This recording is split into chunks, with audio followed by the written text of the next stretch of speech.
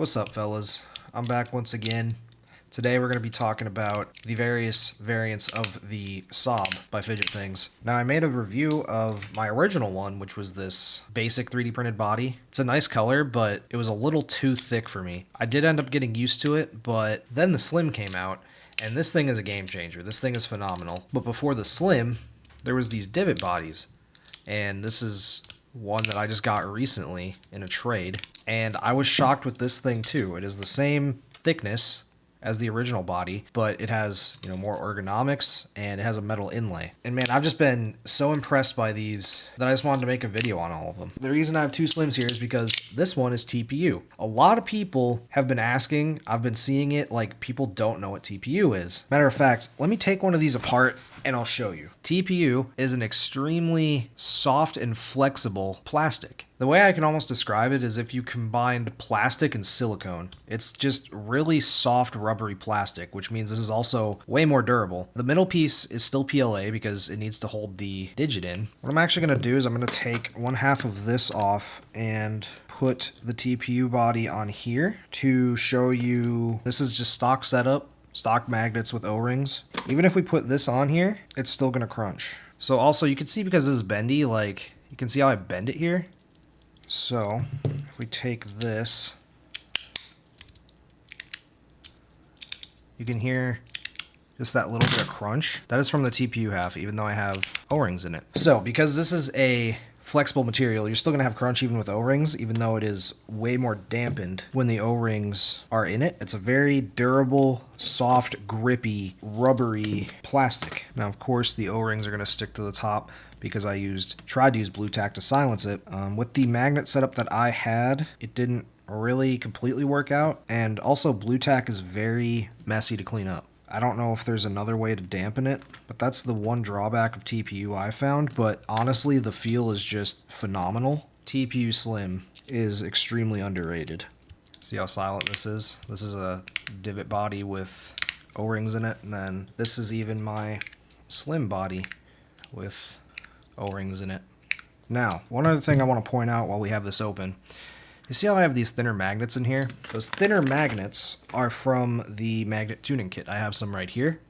That's an add-on. You're going to want to get that. I think I recommended that in my other video. That still stands. This is not necessarily how they're intended to be used, but I do use them to weaken up the middle magnets. The O-rings that come with it are good for these thicker magnets, but there will still be crunch with the middle magnets if you use those O-rings. So what I do is I just put one of those smaller O-rings on top that you get with like magnet sliders. I've shown these in a different video, but it's these right here. So I can link these in the description, as well as the size that Derek uses on these by default, because you can get them on Amazon for cheap. But yeah, I hope that clears up the confusion on TPU. It's soft, it's grippy, it feels amazing. I like it better when it's dampened. It was nice when I had blue tack in it, but I messed up and the magnets were a little out of place, so I just took it off. Yeah, when I put the TPU body on it first, honestly, I was completely shocked at how good it feels, because these are the same dimension bodies. It's the same design, just different material on the outside. But honestly, this kind of felt like a completely different slider once I put that TPU body on. It's just phenomenal. It's so underrated. I see people saying that they like the TPU body a lot once I posted about it on the Daily Fidget, but nobody talks about it otherwise, and I don't know why, because this is just such a phenomenal feeling slider. This one has aluminum inserts, so I have to give it more of a flick to do tricks. But if you do something like brass, and especially if you weaken the magnets like I tend to do on one side, I just have those thinner magnets in the middle on one of the halves. Nothing else changed. So the Slims are phenomenal and all, but when I got the Divot, I was very shocked because I didn't love the default body. I thought it was too thick for me, so I thought I wasn't gonna like this as much, but this is almost up there with the Slims. These ergonomics make such a difference in the feel.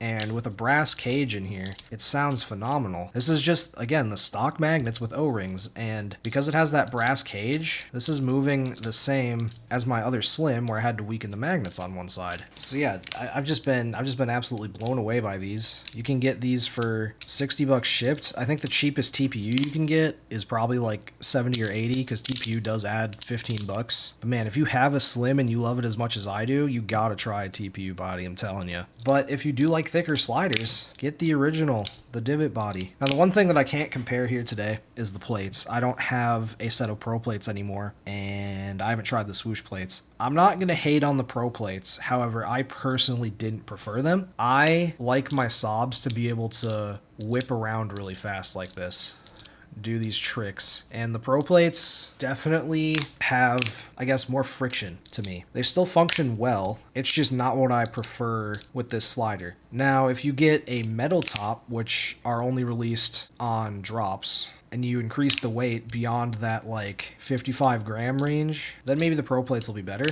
And I'm talking about the stainless steel regular Pro plates. The swoosh plates are a whole different beast, and I haven't tried those yet. But especially for the price, these stamped plates, they just hit different. Sadly, he does not offer Zerk stamped plates anymore. He does have Zerk Pro plates, but not Zerk swoosh plates. So if you like your Zerk plates, I hear they're extremely smooth, but I can't comment on them. I've never even tried a Zerk plate of any kind yet. Now, if you go on the builder to build one of these Divot bodies, you're going to notice that there's only black, white, and green for the filament options. But I'm sure if you wanted a different color filament for one of these and you added an order note, he would probably do it for you because he's awesome. So if you want to personalize one of these thicker ones more, I'm pretty sure he'd do that for you. But the Slim has all the options. The Slim is something that I can recommend to literally everyone. I think it's a great first slider, especially if you want to get into tinkering with them. Out of the box, it's fine, but I feel like with the Slim, once you weaken those magnets a little bit, it just gets even better. And this is a great slider to learn stuff on because it just moves so incredibly well. And like I said, you can get one of these for probably as cheap as 60 bucks shipped. This blue glow filament does add some cost, but it's not much.